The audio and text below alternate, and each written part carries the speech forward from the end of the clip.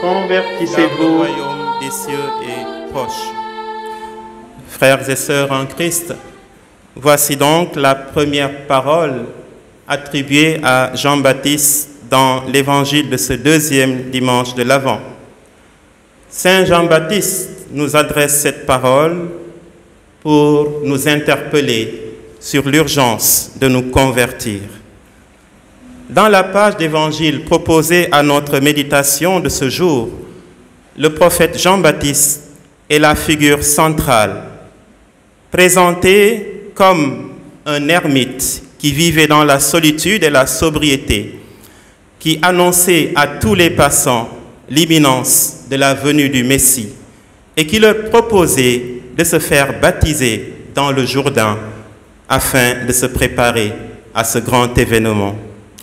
Saint Matthieu précise que c'est dans le désert de Judée que Jean-Baptiste a choisi de vivre et de s'installer pour choquer ses contemporains et mieux faire passer son message. Car vivre au désert est un choix provoquant, intrigant, inquiétant.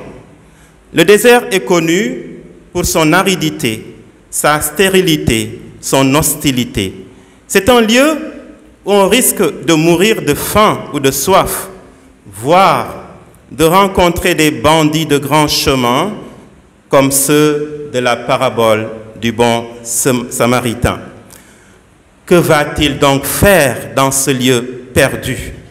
Devait-on se demander à l'époque.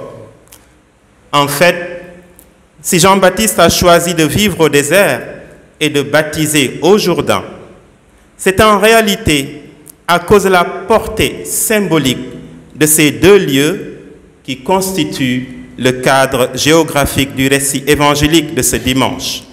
Effectivement, de même que l'eau du Jourdain renouvelle spirituellement la personne qui accepte de se faire baptiser, de la même façon, le désert est un lieu propice à la rupture, propice au recueillement, propice au dépouillement. Dépouillement signifié d'ailleurs par la sobriété vestimentaire et gastronomique de Jean-Baptiste lui-même, qui ne s'habillait que de peau, de poils de chameau et ne mangeait que des sauterelles et du miel sauvage. Comme le baptême dans le Jourdain permet de renaître spirituellement, le désert est un lieu de silence qui favorise le dépouillement matériel en vue d'un enrichissement spirituel. Ce dimanche, Jean-Baptiste nous invite donc à le suivre au désert qui n'est pas forcément celui de Judée, car aller au désert aujourd'hui, c'est accepter de s'accorder régulièrement du temps pour recharger ses batteries spirituelles à l'occasion d'un pèlerinage, d'une récollection ou d'une retraite, en tout cas dans un lieu approprié et loin de ce qui nous détourne souvent de l'essentiel.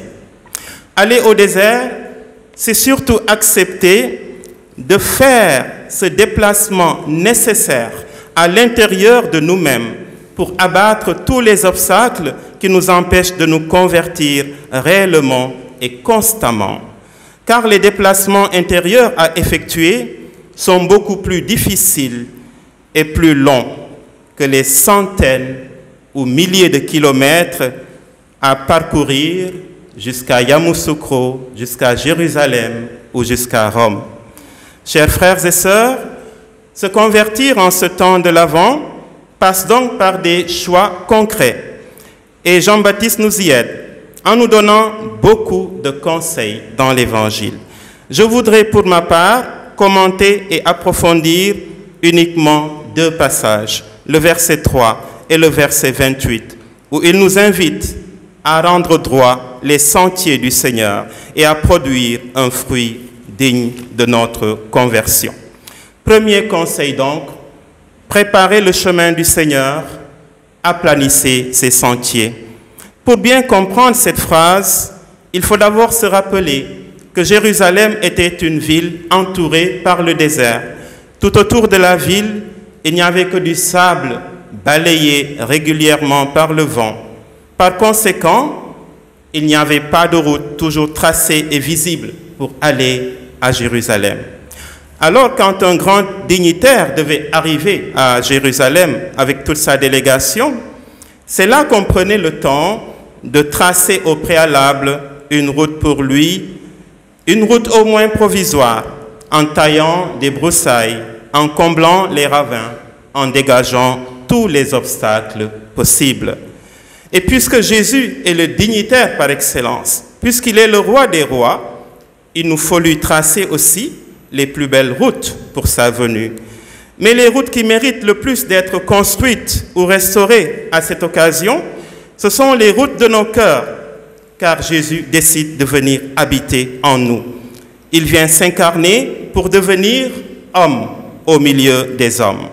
Les routes de nos cœurs sont prioritaires, car c'est par elles que passe la communication entre le divin et l'humain, entre le spirituel et le temporel. Et pour vérifier que les routes de nos cœurs sont prêtes à faire entrer le Messie dans la Jérusalem de notre monde, dans la Jérusalem de nos vies, Jean-Baptiste nous conseille pour cela, au verset 8, d'en montrer les résultats, c'est-à-dire les fruits. Verset 8, produisez un fruit digne de votre conversion. Ce deuxième conseil de Jean-Baptiste nous rappelle le célèbre proverbe inspiré de Matthieu, chapitre 7, verset 16, où Jésus dit « On reconnaît un arbre à ses fruits ». Ce deuxième conseil vaut donc tout son pesant d'or, parce qu'un effort de conversion consenti crée une mentalité positive et développe beaucoup de fruits comme la culture de l'optimisme. Alors que l'humanité, l'actualité déprimante du monde nous pousse à ne voir que du négatif autour de nous et à désespérer en l'avenir, ce temps de l'Avent est censé nous transformer pour que nous soyons des croyants qui se réjouissent d'avance de la venue du Sauveur et qui louent Dieu sans cesse pour cela. À partir des fruits concrets que nous sommes prêts à donner, les fruits de notre conversion, prêts à montrer, faisons en sorte que le désert de notre cœur soit en train de fleurir. Faisons en sorte que nous soyons prêts à accueillir la paix de Dieu qui fera cohabiter le loup et l'agneau, le léopard et le chevreau, le veau et le lionceau, comme le dit si bien Isaïe dans sa belle vision prophétique tirée de la première lecture que nous venons d'entendre. L'Avent est le temps de l'optimisme, parce que, à l'image de la souche de Jessé calcinée, qui représente le royaume anéanti d'Israël et dont Isaïe prédit la revitalisation, Dieu vient faire toutes choses nouvelles en nous et dans le monde. En résumé, frères et sœurs, opérer de profonds changements intérieurs qui soient visibles extérieurement. Voilà la feuille de route que nous propose Jean-Baptiste en ce temps de l'Avent. Sachons saisir ce temps de grâce qui nous est donné pour retrouver la foi des premiers jours, pour retrouver une nouvelle jeunesse spirituelle. Que tout se renouvelle en nous, puisqu'en vivant dans l'espérance de la venue du Christ, nous allons bientôt abriter la gloire de Dieu et en être illuminés pour les siècles des siècles. Amen.